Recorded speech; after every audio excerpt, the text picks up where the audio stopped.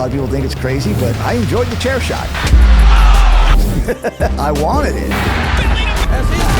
You brought so much realism to wrestling. Yes. You broke Vader's nose. I didn't want to hurt him. The WrestleMania 13 match with Bret Hart and Stone Cold, you're a big part of that match. I was nervous. I'm not a referee. I think you took the very first people's elbow. It had to be. Did Kurt Angle reach out to you when he started using the ankle lock? No, he didn't need to.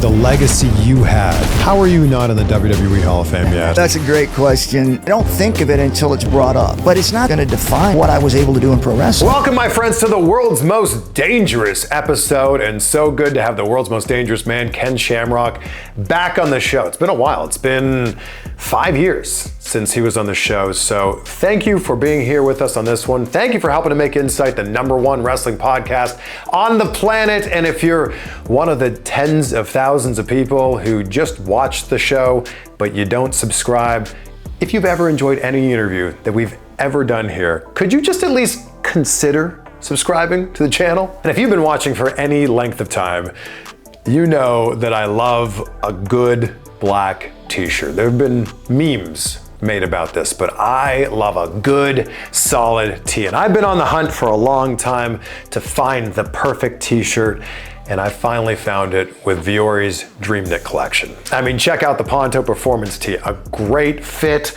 lots of stretch here as well. And I love how versatile this is because it's something that, yeah, I could wear during an interview, but also something that I wear to the gym. And I don't know what you guys are expecting me to wear, you know, below here that you can't see on camera, but the Ponto Performance pants, oh my goodness.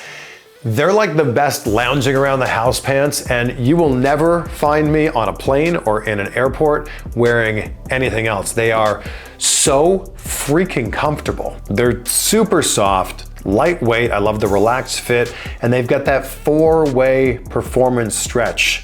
Incredible. Viori is an investment in your happiness, and they're giving you 20% off your first purchase when you go to viori.com/CVV. Get yourself some of the most comfortable and versatile clothing on the planet by going to viori.com/CVV.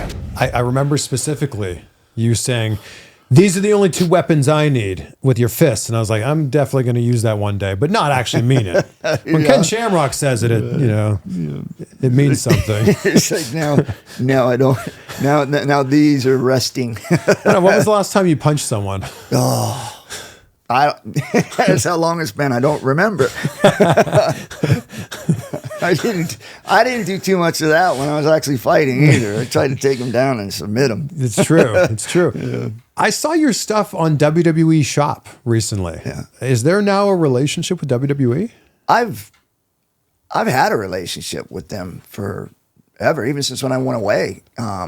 We did a Legends contract, and so I've always been a part of them. It's one of those things where, you know, I think I spent enough time there and did enough there that, you know, I feel like I'm a part of that family forever. So are you under a Legends contract right now? I am. Yes. Okay.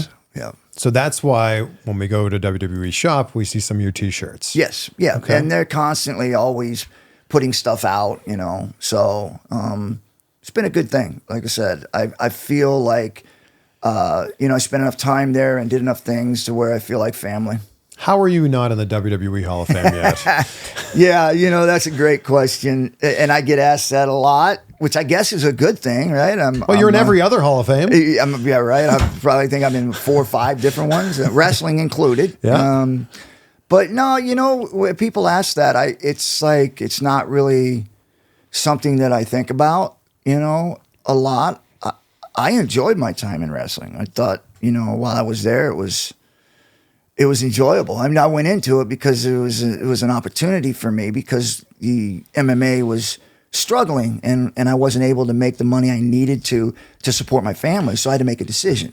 And so I made that decision to go into wrestling, not knowing, you know, how that would turn out. Obviously, it was risky, but I did it. And fortunately for me, I fell in love with it, man. It was a great opportunity for me. And I enjoyed, you know, all the moments that I had there, you know, a lot of them with the Rock, and a lot of people think it's crazy, but I enjoyed the chair shot.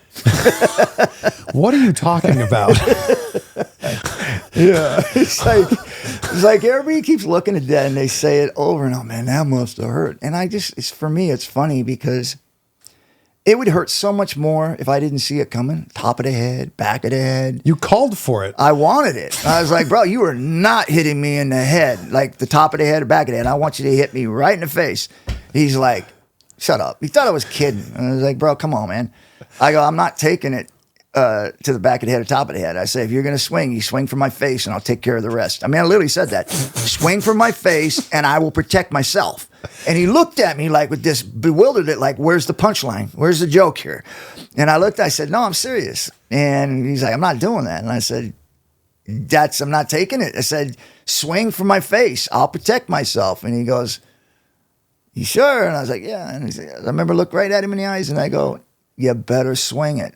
And he says, oh, I'll swing it. How did you protect yourself? It's a straight shot to the top of your head. Well, actually, it wasn't. It was to my face. It was like your forehead, right? Well, he swung for my face like I asked him to. And I told him, it's not his responsibility. It's mine. You swing it and I'll do the rest. And so he did. And all I did was just like I would in a fight. I tucked my chin and it hit me right in the forehead. And anybody knows how the skull is put together, the thickest part is your forehead. And just like within football, and now they can't do it, but you usually hit with the forehead. And if you get punched, most of the time, if you hit somebody in the forehead, you break your hand. So I just logically thought if I was going to get hit in the head, hit me in the hardest part.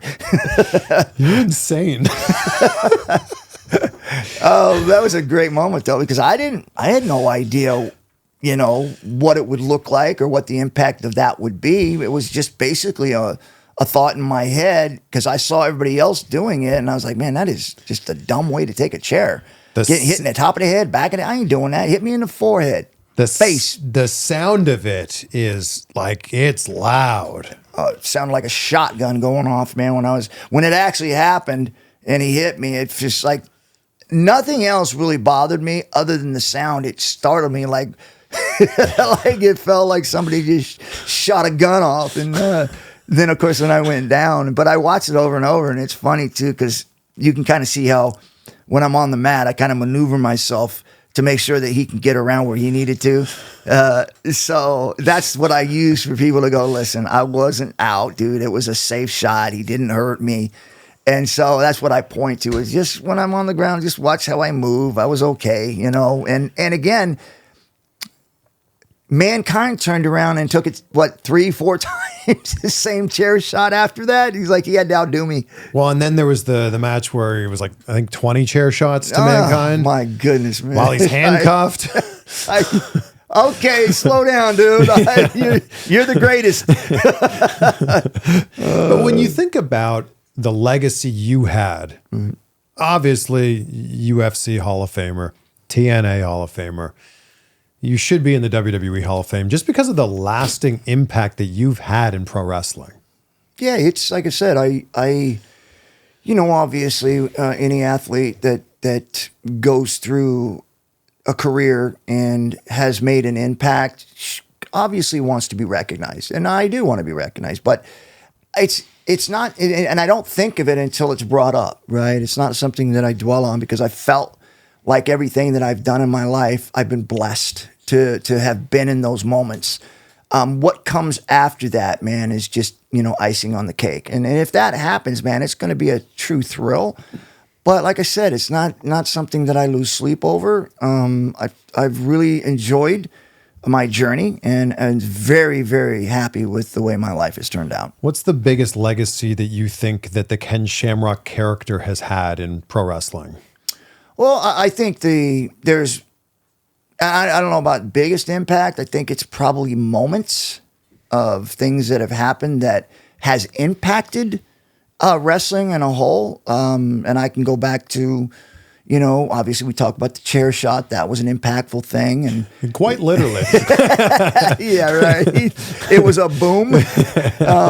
You talk about the tap out. And I think a lot of times that goes a little bit under the radar because I don't think people really truly understand the impact that had on wrestling. Me coming into pro wrestling and really making tap out a thing. Because if you look back prior to Ken Shamrock, you would see Bret Hart with the sharpshooter and Sting and other people that were doing these different submission holds. And guys were smacking the mat and screaming and yelling. And referee had to get down on their face and ask them, Yes. do you give up? Yeah. And they had to verbally say, shake their head, I quit, or I give up, while they're smacking the mat or hitting the mat. But not one time prior to Ken Shamrock was a match ever stopped by a tap out. It was stopped because guys were pounding on the mat in pain. But the last thing that had to happen was they had to say, uncle, I give up, I quit, not the tap. So I think that kind of goes under the radar just because I don't think people know the true understanding of how the matches ended in those times. And when I came in, the tap out became a thing. It was literally, you had to tap the mat in order for the match to be over. So that was one of those things. And I think that being able to educate people on what MMA was, coming into the mainstream audience, because it wasn't mainstream back then. Yeah. And people going, well, who is Ken Shamrock? Where'd he come from? People that didn't know me. And I think it was a huge impact for people to start watching MMA and vice versa. Who do you think will induct John Cena into the WWE Hall of Fame? The odds are up now at MyBookie, and that's something you can place a wager on. Check this out. The top of the list, the most likely, are Kurt Angle, Randy Orton, Triple H, The Rock, CM Punk, and The Undertaker. Those are the top 6. As we scroll down the list here, some more unlikely possibilities, like my guy Jonathan Coachman, plus 3,000, Nikki Bella at plus 5,000, and at the very bottom of the list, you've got Vince McMahon, plus 8,000. And of course, the NFL season is in full swing, and MyBookie's got you covered there as well. They're celebrating their 10-year anniversary, and they've now doubled the welcome bonus when you use the code CVV. It's now a 100% welcome bonus on top of the deposit that you make. So if you put in $50, they're gonna match that $50. All you gotta do is sign up at MyBookie and use my code CVV. You brought so much realism to wrestling. Yes. And also, the thing that was so great about you is you just took one look at the way you were built, and you're like, I'm not messing with that dude, because you look like a bad dude. In my, like I said, in my prime, and the journey that I took, I chose that path to put myself in a position to where I could be the baddest man on the planet. Yeah, you were the world's most dangerous man. Yes. What a moniker. Yeah, and you know, a lot of that nickname or moniker or whatever you want to call it, there's this unwritten rule in whatever sport you're in. You cannot name yourself. Like, you can't give yourself that name. And fortunately for me, I got it through an NBC or ABC, I don't remember which one it was, of the world's most dangerous things.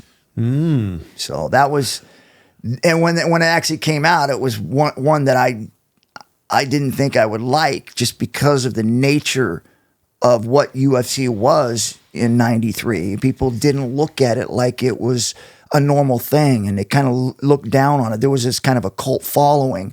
And it wasn't till probably UFC 5 or 6 where they kind of humanized the individuals and who we were. And we were no different than anybody else. We just chose a different job. Yeah, what'd you think of that term, human cockfighting? I've seen that, and it has no resemblance to what we were doing. But hey, I guess the imagination runs wild. I think you're talking about something totally different. Yeah, like, wow. Yeah, interesting. Well, now if we brought knives in there, it could be close. Ooh. But I mean, in the early days of UFC, it was like no weight limits. Wasn't the tagline like no weight limits, no rules or something like that? Yeah. I think that the Gracies basically, summed it up. Anywhere, anytime, any place. It was like no fish hooks, no groin shots. And even then, if you did it, it didn't stop the fight. I mean, actually, there were groin shots early on. They did, but they fined you. They didn't stop the fight. But there was that very early UFC where the guy's just pounding on the dude's nuts. You know what I'm talking about? That was Josan. He literally got smashed. I don't know how many times, and I think it was Keith Hackney, if I'm not mistaken. I could be wrong. It's been a long time ago, but they didn't stop the fight, and Josan ended up losing the fight. So it was wild. There was literally, when they said no rules, they had rules, but the rules didn't stop the fight. All they did was fine you, and I think the winner got like $3,000 or something, and the loser was like $1,500 or something like that. So even if you got fined $1,000 and you did it over and over again, you got more out of it by winning the fight. Because if you owned a dojo or you owned a gym, which most of them did, you made more money at your gym by winning a fight than losing. So people didn't care that they cheated and they lost their money because they'd make it back at their gyms. What was the first UFC payday you ever got? I think it was, I don't even know, man. 20 grand or something like that. That's pretty good. Like There's guys now that aren't even making 20 grand in UFC. I ain't going there. Yeah, no, but you slipped by that one. No, it was, like I said, it was a last minute thing.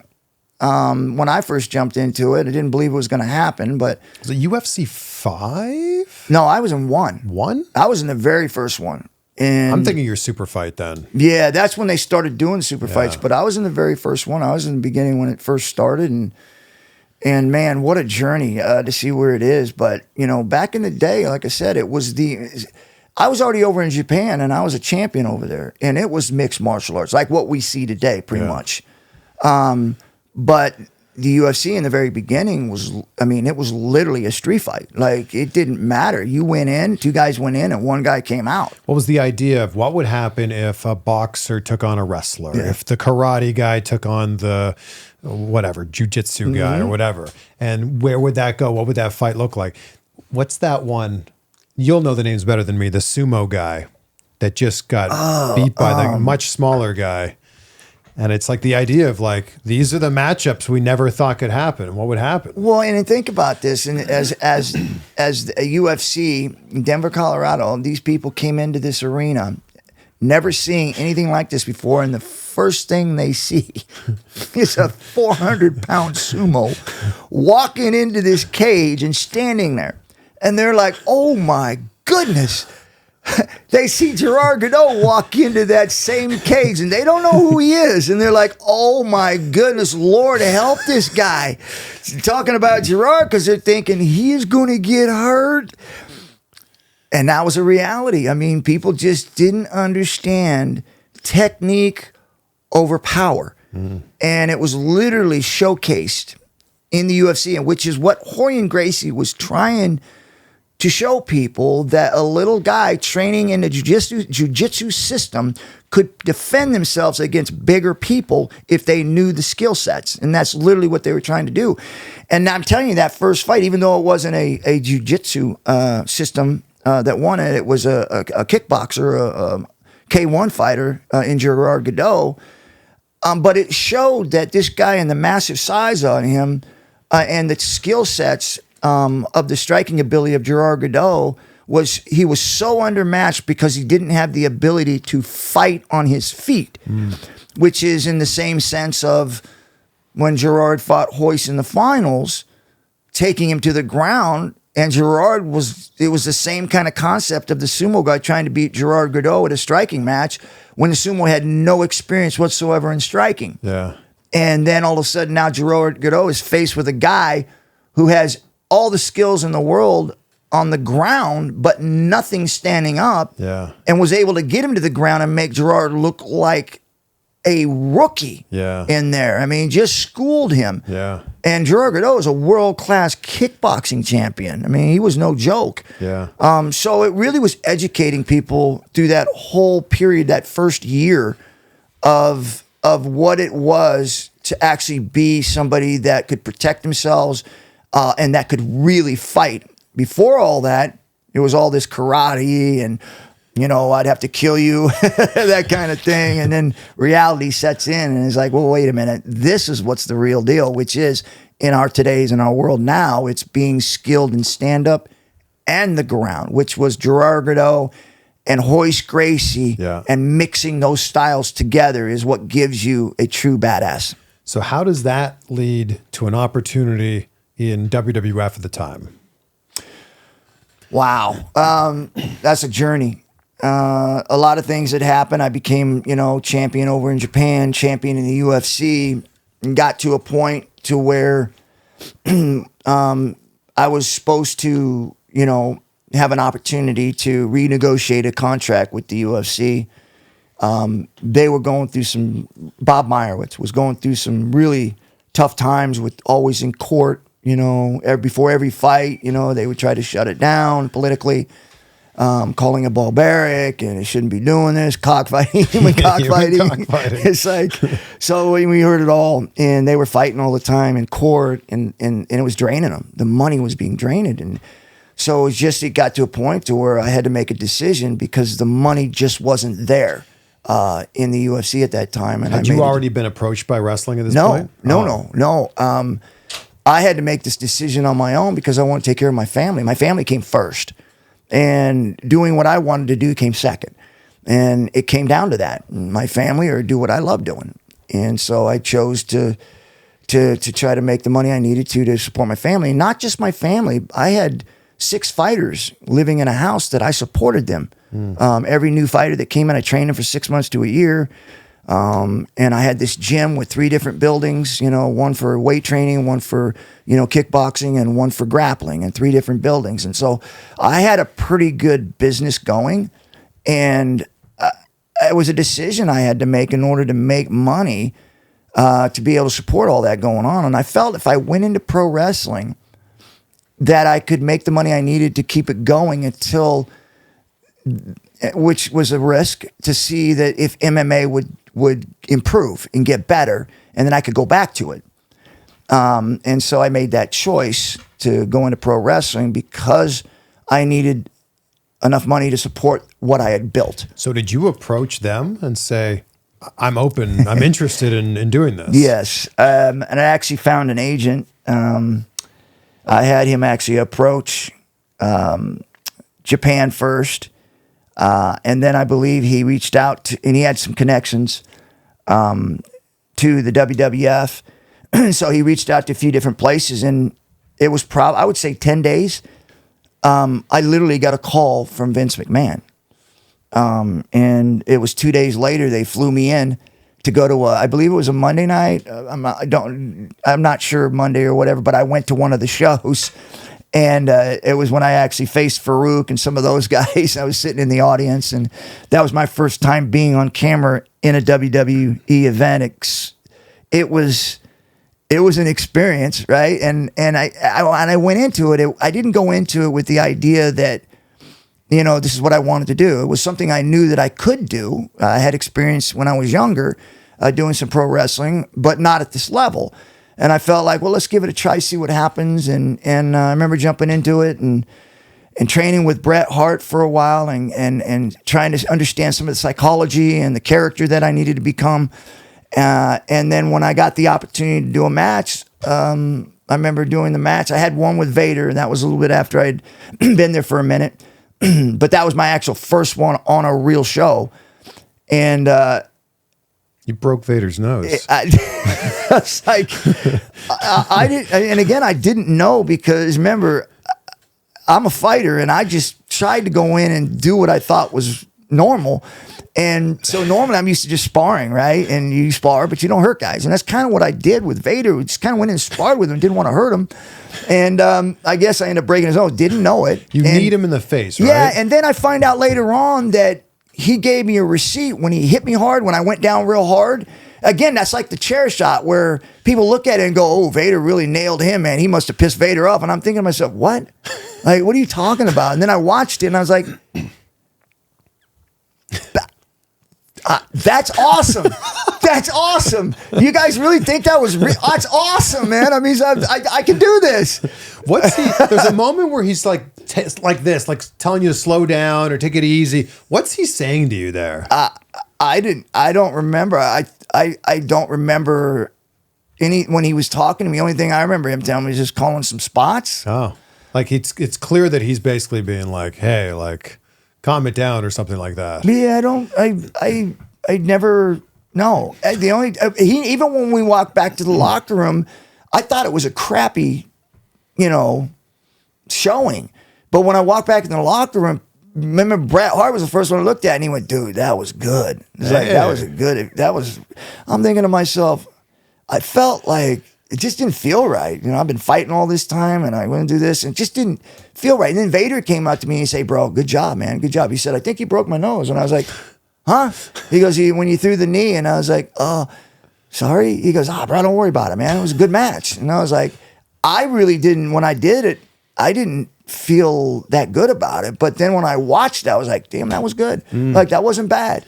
And that was my actual very first one really going in and working with someone like that. Right. This episode is brought to you by Roan, and while we wear a lot of wrestling t-shirts, there are those occasions that call for us to dress it up a little bit. Maybe wear something with a collar, something to do with work maybe, a wedding, a date night, and if you are gonna step up your wardrobe a little bit, you wanna be comfortable, right? Well, check this out. This is Roan's signature 4-way stretch. Look at the stretch on this. Oh my goodness. It's flexible, it is comfortable, and it is breathable, my friends. Roan's Commuter Collection is the most comfortable, breathable, and truly versatile products known to man. And they've got products for every occasion, not just the shirt that I'm wearing. They've also got the world's most comfortable dress pants, dress shirts, quarter zips, polos, and blazers. Roan's Commuter Collection features wrinkle release technology and is 100% machine washable and is treated with Gold Fusion anti-odor technology, which means more washes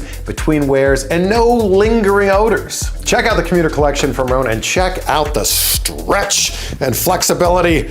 One more time, it's roan.com/CVV, and the code CVV is going to save you 20% on your entire order. roan.com/CVV. Yeah, I think because the WrestleMania 13 match with Bret Hart and Stone Cold is so good and so iconic with that image of Stone Cold bleeding there, that a lot of people forget that you're a big part of that match. And you're right there as everything's happening. It was fun. That was when I remember when I was asked to do that match. And it's before you had wrestled, right? Yeah, it was. I hadn't done anything. I did something with Vernon a little bit, Vernon White, but nothing. I hadn't been introduced yet. Like I hadn't really been on the scene. And so when they asked me to do it, and this was Bret Hart and Stone Cold, and I'm like. What am I going to do? I guess to be a referee doing this? I don't know what I'm doing. I'm not a referee. And they're like, no, we think it'd be great, man. It would add that thing to it. Like you're going to make sure that nobody gets out of line, and you're going to regulate these matches. And I'm like, I was nervous.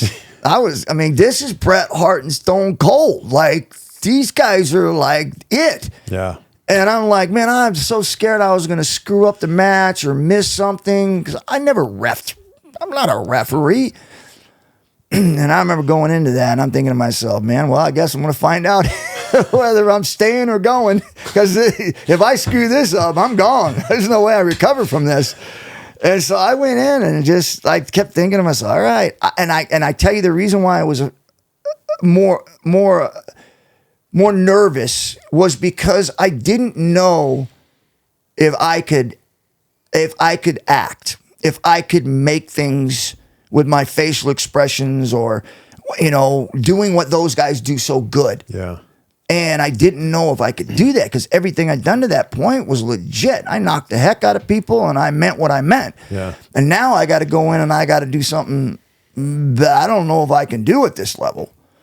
And so I remember going in there and I would say probably a minute and a half into the match, I completely forgot everything. I mean, it was like I was actually refereeing an MMA match.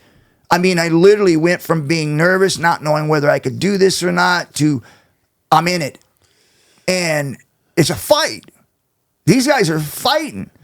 I didn't have to change anything from what I knew. Yeah. My career in MMA when I was in there with those guys. They were hitting each other.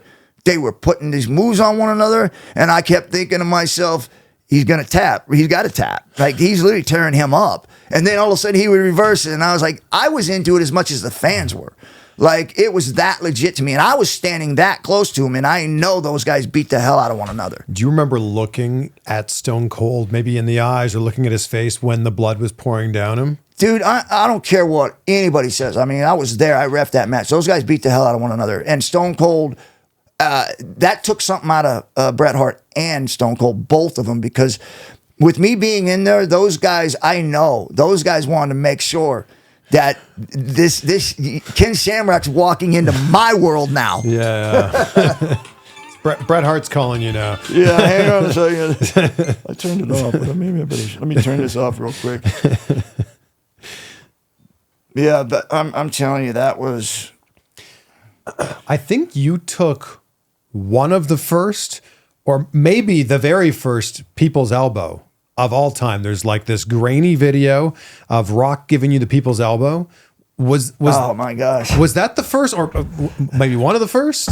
It had to be. That's a long time ago. I remember looking at that video. I mean, I don't even think Rock knew how to perfect it yet, because when he was just starting, I remember laying on the mat, looking up at him going, bro, this is just not a good sight, bro. You don't have to be standing over the top and with your legs spread, pointing to the crowd that long. Make your move. What a view for you, right? Yeah, right. He's like, come on, bro, drop it. The crowd got so into it, though. Yeah. No, that was one thing great about, working with The Rock, is that, I felt like that was a great opportunity for myself and him, for us to really put ourselves in the mix with the greats, Shawn Michaels, Stone Cold, The Undertaker. That was a loaded roster. And I felt like me and Rock had the opportunity to put us in the mix on one of the best matches on the card those nights that we were together. And it felt like the more that we worked together, the better we became, and to a point to where I believe that we were rivaling any main event that they put on our card. And that was a testament to The Rock and some of the hard work that he put in to those matches with me and him. I know The Rock has a lot of love for you, and you guys are still close now. And it's because of you that The Rock made an appearance in TNA. Like, that was Yeah. wild. Seeing The Rock making those comments about you when you were inducted in the TNA Hall of Fame, I mean, especially at that time when WWE was not working with TNA, that was pretty crazy to see. Yeah, I was being inducted in the Hall of Fame, and I was thinking of and obviously there's a lot more, right? But you can only get so many to actually have somebody say something about you, and I felt like The Rock was a very big opportunity for me in pro wrestling. There was one of those things in your career where you know that one thing helped you get where you needed to go, and I felt like the matches with The Rock was a huge part of bringing me into that world of wrestling and becoming relevant. And I know it was for him because prior to that, and we kind of came in at the same time, prior to that, he was struggling. He's with the Nation, kind of in a group of people and no identity. And I felt like when we were put together, we both got to really kind of become a figurehead in pro wrestling. I was already something in MMA. I'd already built that, no question. But coming into this world, the fans had to identify me as something. And working with The Rock gave me that opportunity, because that was the real first opportunity for me to work a program with somebody, a long working program with somebody. And I felt we did a tremendous job. What led to you leaving WWE? I feel like there was an opportunity for you to do a lot more there. That was weird. It was a lot of things that happened along the way that were frustrating. Obviously the situation with The Rock and Shawn Michaels, that was a frustrating situation. And again, everybody has a side that they take, but it's not about who was right and who was wrong. It's The Rock and Shawn Michaels? I'm sorry, not The Rock. It was Shawn Michaels, Bret Hart. Sorry, the Screwjob. Yeah. Okay. Just got to talk about The Rock. Talking about The Rock. Yeah, it was like the Chairshot. All that's in my memory. So the Screwjob kind of. Yeah, that was one of those times where it was uncomfortable because I was so close to Bret. Because he helped break me into the business because I went up and trained with him and worked with him. And then that happened. And again, I wasn't in the conversations with Vince and Bret and wasn't on the inside the know, right? So I don't know what happened. I don't know who was right and wrong, but I know who helped me. I know who worked with me and helped me understand the character that I needed to be. And then of course getting the opportunity to wrestle, in the WWF. Vince gave me an opportunity. Bret helped me develop my character. It was a very uncomfortable spot for me. And then moving on past that, it felt like in that moment, it felt like I had no identity. Like I wasn't going anywhere. There was no program. I was being asked to do other things that just weren't comfortable. And I'm not saying anybody was trying to hurt me or anything, but it was just some stuff that I just didn't feel comfortable doing. The Ryan Shamrock angle. Yeah, you know, that. And then, you know, my own personal thing was I just didn't want to get in a ring with Chyna. I taught my children at a young age, and they were at the time 8, 7, and 5, young kids going to school. And one of the things that I drilled into their head was that you respect women and that you don't lay your hands on them. And then I was asked to do that, and I get it. You know, this is entertainment. I get all that. But again, we talked about this, you know, earlier, where my family comes first. And if I'm doing something that's going to possibly, might not, but possibly confuse them, I'm not doing it. And so those things, right? And it was not like WWE had it in for me. It wasn't it. Yeah. It was just things that I believed in. And it just felt like it was like I was constantly going in a direction that had no end to it. Did you feel like you weren't able to say no to Vince? Like when you said no to working with Chyna, was that met with some resistance? No, there was nothing at all. I didn't, there was, the fact is, it was very respectful. When I said I didn't want to do it. Now I may have gotten beat a few times, but it was no angering like that. I enjoyed my time and truly blessed to have the opportunities that I've had. But I believe that everybody has to make their decisions in life and try to do what's best for them and their family. And I felt at that moment that I needed to make a move and go and get back into what I love doing. Don't get me wrong, I love wrestling and I enjoyed it, and I probably would have stayed much longer if I felt like there was a direction for me. But I just didn't feel that. You've never been on like the Raw 1000 or the 25th anniversary or anything like that. Do they ever call? Do they call? No. That doesn't make any sense. Yeah. I got actually, you know, an opportunity to go to this last Hall of Fame induction, and that was awesome. They treated me well. And who were you there supporting? The Rock. Oh, that's right. Yeah. Yeah. So I went there, and I really enjoyed the show. It was awesome. I think what Hunter's doing and some of the moves that are being made are awesome, you know. But yeah, it's something that I think about when it's brought up. Like when somebody asks all the time and has always asked, why aren't you in the Hall of Fame? That to me is awesome, because people feel I should be there. And so that makes me feel good. That makes me feel really good that my work has made an impact on people. Well, and it's not just in WWE. You're the first ever recognized TNA world champion. Then you did all of the stuff that you did later on in TNA. Like and of course UFC, there's so much that you've done there. I mean, you're obviously a Hall of Famer. Do you have a relationship with Triple H? No. We've vaguely talked, there was some things that, obviously that's with anything that you do. You have some things you don't like or things that had happened that you're not happy with and sometimes probably misunderstood. When you're in the moment, you don't know everything going on and you kind of see something a certain way and that's not probably how it was. But at the same time, I don't have any anger or animosity towards anybody. I truly am very happy and feel very blessed to have been able to have the opportunity to be in WWF and have those opportunities and to be in the UFC and have those opportunities. I mean, my life has been blessed. Yeah. When you left WWE and you went back to UFC, can we talk about those sideburns? Hey, Wolverine. Hey, maybe you're playing, homage to The Rock. They kind of look like the people sideburns. No, you see baseball players do it, football players do it. They just get bored, and they say, "I want to do this." Did they give you super fighting powers? Yeah, like you feel like I'm a new character.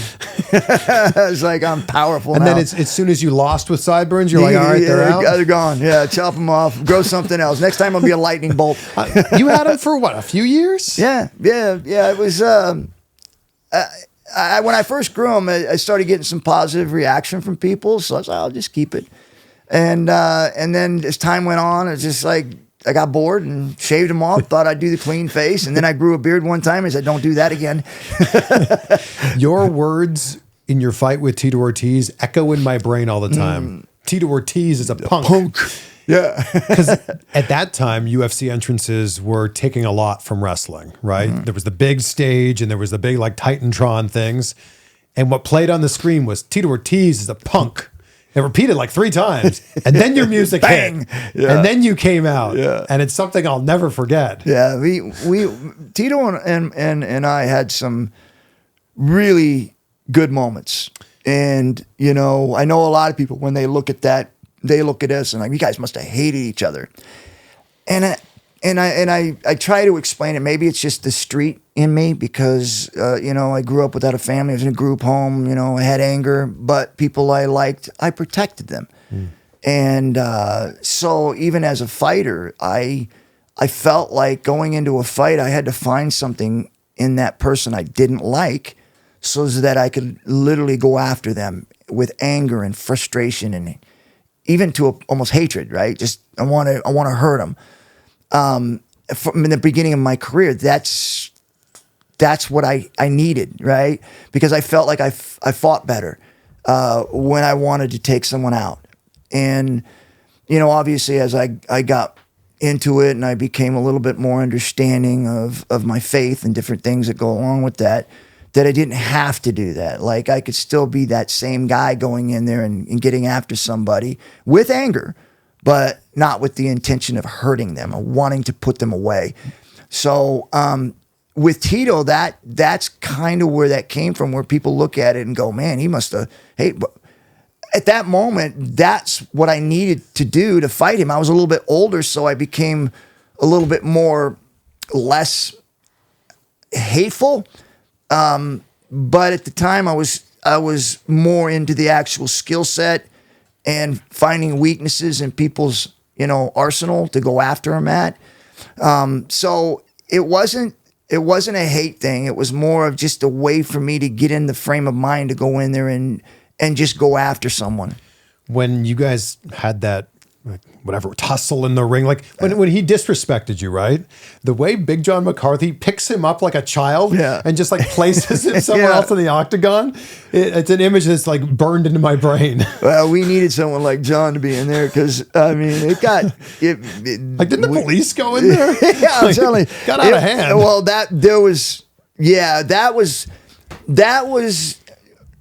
was where we really started to get interest mainstream. Yes. It started to create some a real story buzz. Yeah. and some some sides. People want to take sides, you know, and there was a rivalry, and it was, even though I never won, so I'm not sure how good of a rivalry it was, but it created this interest in the UFC with people, you know, and I think with anything, it kind of take notes from that, like, and when you want to build something, people gotta why is it they want to watch your fight or your organization?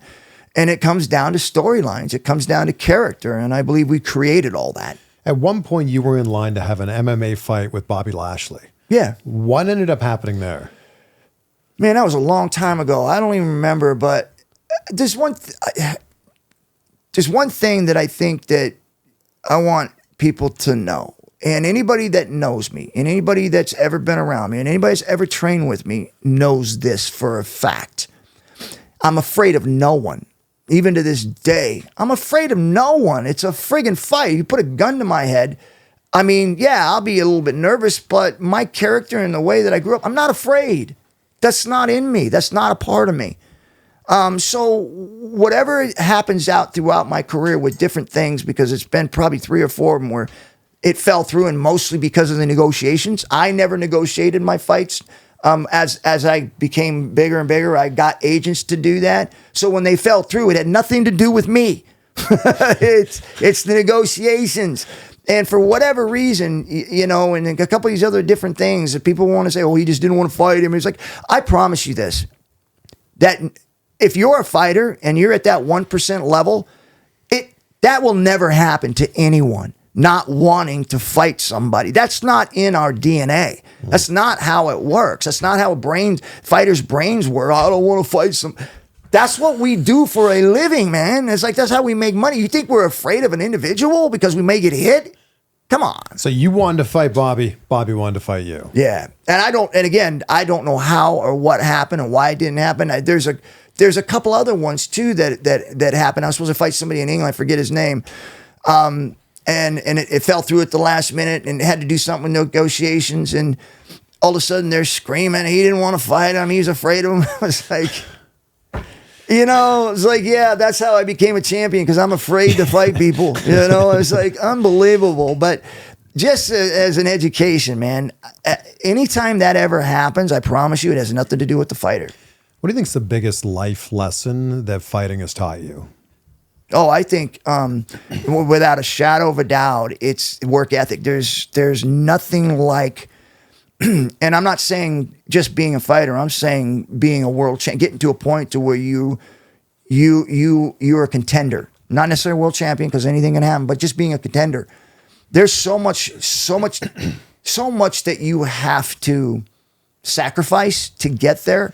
It's a long journey. It's hard. It's grueling. And you put yourself through things that 95% of the people won't do. So if you can take that same commitment and desire that you did to become a world champion or a contender, and then figure out how it fits into the business world, you'll never fail. When was the last time you went to a UFC fight?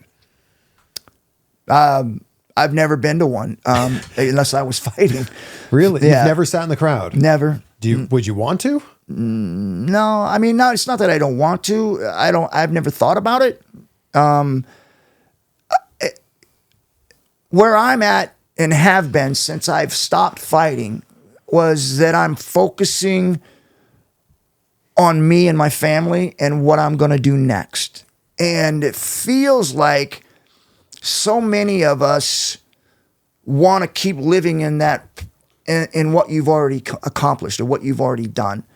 I could go back there and I could be signing autographs and getting pats on the back and being the king, or used to be the king, you know, getting all that.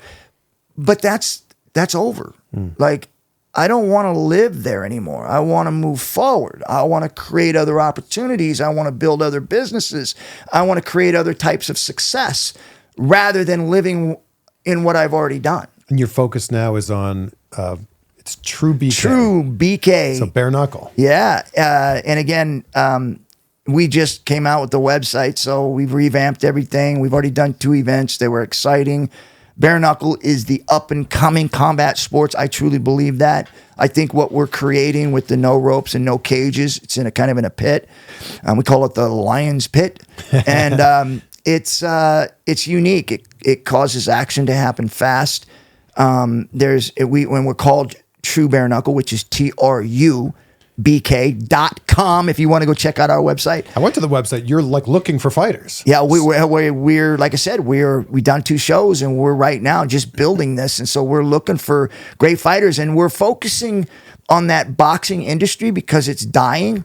And I think boxing is such an art, but I think you got to take the gloves off. I think you got to take the tape off. I think you got to bring it back to the true type of fighting that it originally started with in the old days. And so that's why we call it True Bare Knuckle, because we are the only true bare knuckle organization, because we do not allow tape on the back of the hands or on the thumbs. It is a true bare knuckle event. No tape? No. None. Zero. Wrists wrapped? No. Wrists can wrap, but it's not on the hands. They say, oh, yeah, you can wrap your wrists, and then they wrap the back of their hand and their thumb. No. No, because that's what a lot of the other organizations do, which is fine. I got no problem with that. Sure. But I want to try to keep it as safe as possible. And if you actually put a cast on someone's hand and you don't put a glove on it, what do you think is going to happen? Come on, people. Like, no, if you're going to fight and you want to fight, bare knuckle, then let's fight bare knuckle. What do you think of what Jake Paul's been bringing to boxing? I mean, it is hilarious for me to watch this actually happen because I hear so many people, and I was one of them in the beginning, like, what are you doing, man? You can't do that, man. And then I'm watching how it's playing out, and I'm like, wow, that's brilliant. He's never fought a contender, and he's making more money than world champion boxers. Do you think he can fight?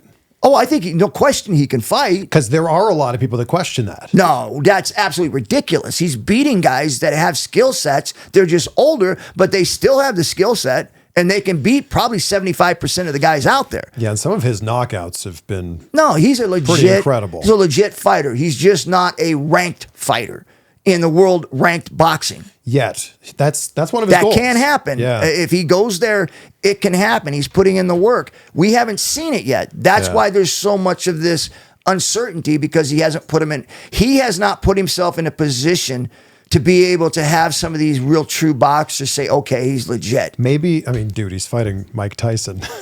That's not the same. And maybe after the Tyson fight, yeah, because he wants to be a world champion in the next few years. And I believe that he has the opportunity to do it because he's young enough. He has the skill to do it. But again, this is not saying that I don't think he can fight. I'm saying he has not put himself in a position for people to look at him as a legitimate boxer. When he starts fighting ranked boxers and he moves up that chain like a career, like people would put their lives on hold to be able to go into boxing and put themselves in position, and they fight, 20, 30, 40 amateur fights, and then they get into pro, and then they fight. He skipped the amateur process. Yes. No problem with that. Less damage on his body. But now he's got to work up the ranks in ranked boxing if he wants to be recognized as a legitimate boxer. I still think the guy can fight. I still think he has skill sets. I think now it's just the opportunity for him to prove it. And he doesn't have to. And as far as I'm concerned, he's brilliant. He should keep taking these fights like he's been doing and making all that money and take less damage. He's a marketing genius. Yeah, exactly. Because a lot of people are tuning in to see him lose. And whether win or lose, right? You're either on a side or you're not, then that's the way fighting is. And to me, I think it's just brilliant. I would be, if I was in his camp, man, and I would be still doing that Tyson fight, and then I would be finding guys that are on that verge of being a legit fighter and then having lots of popularity and having him fight and continue to keep fighting that way. Yeah. Because he's not going to make more money by fighting guys that are ranked. He's going to make less money. Yeah. So why would you go and do that when you're going to make more money by fighting all these celebrities and knocking them out, and you're making more money than people screaming at you, you're not a legitimate boxer, you need to fight ranked boxers. Then you do it and you lose, and then all of a sudden that money isn't there anymore because you don't have that reputation. Yeah. But whether you love him or you hate him, you're tuning in. And absolutely. That sounds a lot like pro wrestling to me. Right. Yeah. Did Kurt Angle reach out to you when he started using the ankle lock? No. And he didn't need to. I remember when that first started happening, people were like, he stole your ankle lock. And I was like, huh? Like, that doesn't even like even equate in my brain. Like, what are you talking about? Well, he's using the ankle lock. And I was like, I learned that from somebody. And then, of course, like with what you said, well, yeah, but you know, he's using it in pro wrestling. And I remember thinking to myself, yeah, but I'm not there. Like, if he would have done it while I was there, then there would be a problem. Like, hey, bro, that's my finishing hold. You can't do that, right? And when he was using it, people were thinking of you. And there's the compliment, right? Yeah. I mean, like, there's the reason why you want people to use your hold. Is like, it's like saying, hey, that's something that was important. Like we talk about, you know, when you the credentials of being in a Hall of Fame, were you in your time there, one, obviously being good inside and outside of the ring, but second, you know, did you change the game? Were you a part of making it better? And by little things like that, yes, I made it better. And Chad Gable uses it now. Yeah, it's not going away. Right? I mean, it's there. There's a whole lineage of it now. Yeah, the lasting impact you've had is, I mean, it's been pretty incredible. Yeah. Yeah, you remember that, you know, it's like the ankle lock and, you know, the choke slam armbar that I did on Taker. You know, all these things that were done first are there now, and you can't change that. Just like with the tap out. I mean, people don't realize that, but that's a real thing. There was no just a tap out. There was a verbal command of I quit until I got there. Now there's literally a tap out. It's so hard to come up with a first of anything in wrestling. Very hard. And the fact that you've come up with a few of them is pretty impressive. Yeah, and again, like I said, I'm very happy. And, you know, the Hall of Fame is something that people mention all the time, and it's something that I hope one day that happens, but it's not something that's going to define what I was able to do in pro wrestling. It's already been defined. Yeah. It's already absolutely been defined, everything that you've done throughout your entire career, and now what you're doing as a father and as a grandfather too. How many grandkids do you have? I got 16 and I got one on the way. So, oh my gosh. Yeah. No, seriously though, man, 17 grandkids. I understand where I came from. I was in a group home at 10 years old. I got stabbed, you know. I ended up in Shamrock Boys Home after going through several different group homes and boys work camps. Ended up at Shamrock Boys Home at 13 and spent the rest of my life there. Got adopted by them. I didn't have a family, you know, like a blood family. Yeah. And so for me, this is what's important to me. It's when I die, I want to know that I've done everything I can for my family and protected my family. This is your real legacy. That's something that's important to me because I didn't have it. Yeah. So, you know, I communicate with my kids and I have a good relationship. You got 17. 7 kids, 7 4 kids, girls, 3 boys. 17 grandkids. Yeah. So, wow. I you know, we've got our hands full with one and another one on the way. But. Well, I'm telling you, man, and any listeners out there that are hearing this, understand if you've had a kid or a couple kids, they change your life. It changes everything. Man, yeah. I cry when the wind blows slightly differently now. Like, I'll see a commercial and I'm like, oh man, it reminds me of my little girl. Yeah. Well, or when we start talking about political things and what the world's going to look like 10 years down the road, the first thing you think of is your kids. Yeah. Yeah. It's amazing how even a hardened man like you, it's amazing how much it can change you. It gives you, and where I come from and kind of how I grew up in that thing, to have that responsibility with kids and all that I don't know how to explain it unless you come from that background that I did on how important it is to you. Yeah. Why weren't you part of Brawl For All? Were you ever asked to be part of that? Yes, I was asked. I said no. Listen, I got paid big money to fight. In the UFC? Yeah. Yeah. So now they're asking me to do this thing for free. Well, as part of your same pay in WWF. Listen, I think anybody that has been involved in pro wrestling understands how hard it is to gain trust in the locker room. if guys don't trust you, man, they're not going to work for you. They're not going to allow you to do things that they feel they may get hurt with. So that was one of the things that Bret really instilled in me, was being able to make sure that I had a relationship with the locker room. Like I would go up, say hi to people, shake their hand, be open to suggestions, building relationships, because you got to build trust. And these guys got to trust me to go in the ring with them. Yeah. And then they asked me to fight. I'm like, so now I'm going to go in there and beat the hell out of these guys and then go back and say, hey, we're going to do a pro wrestling match. I just felt like that was kind of going against the grain of what I was trying to do there. And so I just, along with, I guess they were paying, I don't even know how much, it was 50 grand or something if you won it. And I'm thinking to myself, this is like, you guys, you guys asked me to come here and do a certain thing, and we negotiated a contract for that.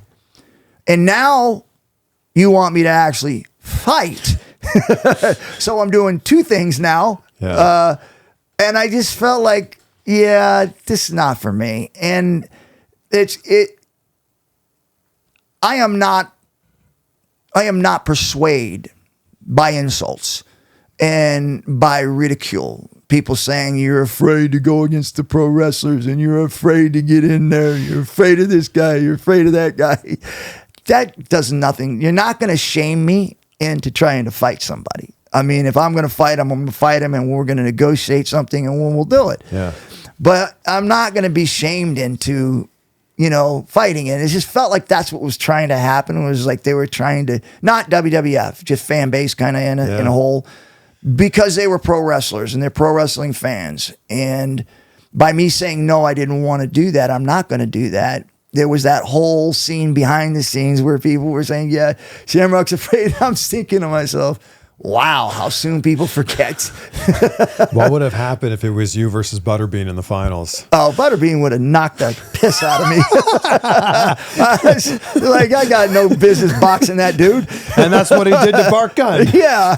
Like, that's not my game. Better him than you, right? Yeah, right. Like, you do that one. Now, in a boxing match, because I don't know how that was, but I don't believe you could have taken him down. No, that was a boxing match. Yeah, it was straight boxing match. But like with the way that where you could take guys down, that's a different game. That was my game. So yeah, if you could have, in an MMA fight, if you could take Butterbean down, it might have been over. Slightly different. It's over. There's no question. I fought guys so much better than him that were strikers in the K1 that could kick and punch and knee and elbow. So no problem. But in a boxing match, man, he would knock the piss out of me. Yeah. What a legacy that you have in the ring and outside of the ring. I love how you've come back to it so many times, just how happy you are with everything you've done in your career and how happy you are in your life. Gratitude's so big to me, and it's how I end every interview, Ken. So what are 3 things in your life that you're grateful for right now? Yeah, I would say that, got to go back to the opportunity that Bob Shamrock and my mom, Dee Dee, gave me to be able to have the opportunity to turn my life around, because what they did with that home and the kids that went through that home is it was their house, and it was like a mansion. And most homes I went to, they were stinky and ugly and holes in the wall. This was a mansion. They brought us into their home, 18 boys at a time, sometimes 20 at a time. And they gave their hearts to them. They changed so many lives. Mine, Frank Shamrock, many, many people. They gave them opportunities. So I'm grateful for that, because without that, I am not here. I'm probably dead or in prison, like most people said. I would be dead or in prison before I turned 18. So that I'm very grateful for. I would say that the opportunity in pro wrestling, Vince McMahon gave me the opportunity to, showcase my MMA skills and to be able to show the world who I was, mainstream. So I was very, very fortunate to be able to do that. Now you see WWF and MMA merge, UFC merge. So it was pretty cool to see that, and me being that kind of seed that was planted. Yeah. So that was pretty awesome. And then, UFC, you know, Pancras, the transition that I had going to Japan and having that tryout and really understanding and seeing that this is something that I really wanted to do. I never saw it before, but it was like, I felt it. I understood it. I was like, that's me. And never looking back and just challenging myself from Pancras to the UFC to the WWF, challenging myself every step to try to be different and better. And so I'm grateful for that. And I would say I'm obviously the fourth one, but this is the biggest one. And we've talked about this many times, is like family first. Like there's nothing that, and again, when I say this, obviously my father and my mom who adopted me gave me an opportunity, but after those opportunities, you have to be able to sustain life. And when you sustain life, you want to make sure that you're sustaining life and you're helping not only yourself to be better, but you're helping and making sure that your family's secure, safe, understanding love, discipline, and understanding on how to be kind to other people. But at the same time, too, understanding that, you know, family comes first, and that the responsibility that you have to make sure that no matter how old you get, that you're there and you're present. And when I say that, I mean for family, friends, or anyone, being present and in the moment and taking that time to really understand what it is that you can do for other people, your family, or anyone. Yeah. Well, thank you for all of the memories and the moments in wrestling and in UFC, and thank you for this right now. You're the best, Ken. Appreciate you, man. Thank you. Appreciate you. Yeah. Go to truebareknuckle.com. Check out the bare knuckle. Awesome.